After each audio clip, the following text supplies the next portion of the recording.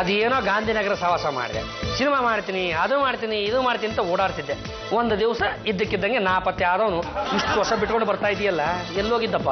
ಅಯ್ಯೋ 2 ಸಿನಿಮಾ ಮಾಡಿದ್ನಪ್ಪ, ಅಷ್ಟು ಫ್ಲಾಪ್ ಆಗೋಯ್ತು. ಈ ಫೈನಾನ್ಸರ್ಗಳಿಗೆ ಎದುರ್ಕೊಂಡು ಓಡಕ್ ಬಾಂಬೆ ಸೇರ್ಕೊಂಡಿದ್ದೆ. ಹಂಗಂತ ಸುಮ್ಮನೆ ಕೂತಿರ್ಲಿಲ್ಲ ಕಣೋ, ಒಂದು ಒಳ್ಳೆ ಕತೆ ರೆಡಿ ಮಾಡಿದ್ದೀನಿ. ಈಗ ಅದೊಂದು ಸಿನಿಮಾ ಮಾಡ್ಬೇಕು ಅಂತಿದ್ದೀನಿ. ಮಾಡಿದ್ರೆ 100% ಗ್ಯಾರಂಟಿ. ಮಾಡು ರಾಜ ಮಾಡು. ಹೀರೋ ಯಾರು? ನೀನೇ ಇದೆಯಲ್ಲ, ನಿನ್ಗಿಂತ ಹೀರೋ ಬೇಕೇನೋ. ಮತ್ತೆ ಮಿಕ್ಕಿದ ಪಾತ್ರಧಾರಿಗಳಿಗೆಲ್ಲ ಏನ್ ಮಾಡ್ತೀಯ? ನಿಮ್ ಮನೇಲಿ ಇರೋರೆಲ್ಲ ಒಳ್ಳೆ ಕಲಾವಿದ್ರಂತೆ, ಅವ್ರನ್ನ ಹಾಕೊಂಡು ಸಿನಿಮಾ ಮಾಡ್ಬಿಡ್ತೀನಪ್ಪ. ಸುಮ್ಮನೆ ಮಾಡ್ಸಲ್ಲ, ಕಾಸು ಕೊಡ್ತೀನಿ. ನೀವೆಲ್ಲರೂ ಕರ್ನಾಟಕದಲ್ಲಿ ವರ್ಲ್ಡ್ ಫೇಮಸ್ ಆಗ್ಬಿಡ್ಬೇಕು, ಹಂಗ ಮಾಡ್ತೀನಿ. Hello, inspector Shishupal speaking. Sir, good morning sir. ಹೌದಾ ಸರ್? ಸರಿ ಸರ್. ಟೆರರಿಸ್ಟಾ ಸರ್? ಬಾಂಬ್ ಇಡ್ತಾ ಇದ್ದಾರಾ ಸರ್? ಡೋಂಟ್ ವರಿ ಸರ್, ನಾನು ಹಿಡಿದು ಬಿಸಾಕ್ಬಿಡ್ತೀನಿ. Okay sir, thank you sir. 304 ಇಂಥ ಅವಕಾಶ ನಮಗೆ ಸಿಗಲ್ಲ ಕಣ. ಬದುಕಿದ್ರೆ ಗೋಲ್ಡ್ ಮೆಡಲ್, ಸತ್ರ ವೀರ ಸ್ವರ್ಗ. ಸುಮ್ಮನೆ ನಾವ್ಯಾಕೆ ಸರ್ ಸಾಯ್ಬೇಕು?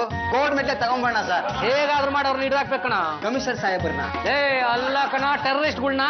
ಅವ್ರು ಯಾವುದೇ ವೇಷದಲ್ಲಿ ಬರ್ಲಿ, ಯಾವುದೇ ವೆಹಿಕಲ್ ಬರ್ಲಿ, ನಾವು ಪತ್ತೆ ಹಚ್ಚೋರ್ನ ಹಿಡಿದಾಕ್ಬಿಟ್ರೆ ನಾವು ವಿಧಾನಸೌಧನ ಕಾಪಾಡ್ದಂಗೆ ಆಗುತ್ತೆ, ನಮಗ್ ಬಹುಮಾನನೂ ಬರುತ್ತೆ. ಕಮಾನ್, ಫಾಲೋ ಮೀ. ನೋಡ್ರಿ ಈ ಶಾರ್ಟಲ್ಲಿ ನೀವಿಲ್ಲ, ಸೈಲೆಂಟ್ ಆಗಿ ಸೈಡ್ಗೆ ಹೋಗಿ. ಸರ್ ನಾನು ಮಾಡ್ತೀನಿ ಸರ್. ಅಯ್ಯ ಸುಮ್ಮನೆ ರೀ, ಮಾತಾಡಿದ್ರೆ ಸೊಂಟ ನೋವು, ಕಾಲು ನೋವು ಹೋಗ್ತೀರಾ. ಬರ್ರಿ ಪಕ್ಕಕ್ಕೆ. ಈಗ ನೀವೆಲ್ಲ ಈ ಕಾರಲ್ಲಿ ಕೂತ್ಕೊಳ್ತೀರಾ? ನಾವು ಈ ಕಾರಲ್ಲಿ? ಹೌದು. ಹೋಗಪ್ಪ, ನಾನು ಶೂಟಿಂಗ್ ಬರಲ್ಲ. ಯಾಕೋ?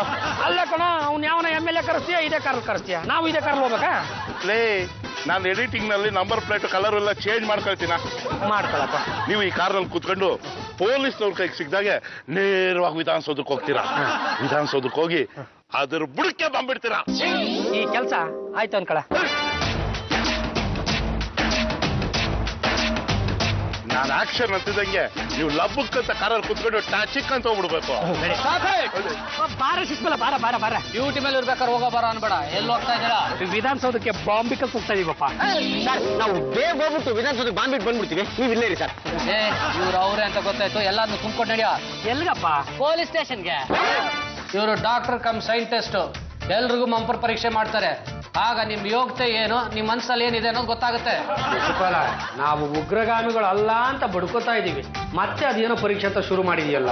ಜಾಸ್ತಿ ಮಾತಾಡ್ತಾನೆ ಅಂದ ಮೇಲೆ ಅವನ್ನೇ ಕರೀರಿ, ಒಬ್ಬರ ಪರೀಕ್ಷೆ ಅವನಿಂದಾನೇ ಶುರು ಆಗ್ಬಿಡ್ಲಿ. ಬ್ಯಾಡ್ರಂಗ ಬರಲಿ.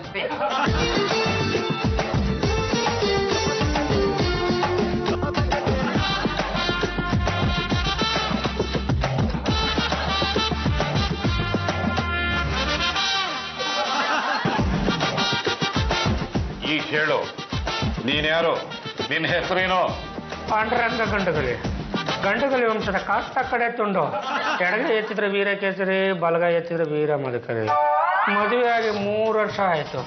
ಇಲ್ಲಿವರೆಗೂ ಒಂದು ಮುತ್ತ ಇಲ್ಲ, ಒಂದು ಪುತ್ತ ಇಲ್ಲ, ಒಂದು ಉಮ್ಮ ಇಲ್ಲ, ಒಂದು ಚುಮ್ಮ ಇಲ್ಲ, ಒಂದು ಡಿಂಗ್ಡಾಂಗ್ ಇಲ್ಲ.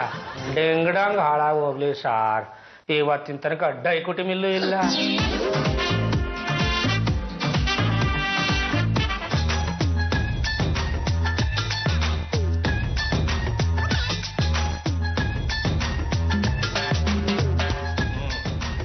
ಹೇಳಪ್ಪ, ನೀನ್ ಯಾರು? ನಿನ್ನ ಹೆಸರೇನು?